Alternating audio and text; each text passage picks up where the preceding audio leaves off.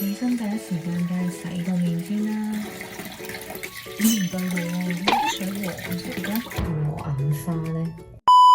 話說，琴晚我發夢，啲水同我講嘢，佢講佢嘅經歷，講下，我扎醒咗，真係嚇死，唔怪之頭先見到啲黃色水啦。琴晚又發過咁嘅夢，今朝起身洗面又見到啲水黃色，唔通啲水真係記得水管鐵鏽嘅味道？究竟我哋每日飲嘅水有冇記憶嘅呢？佢哋究竟又經歷咗啲咩呢？你哋話呢？不如我哋上網查下咯。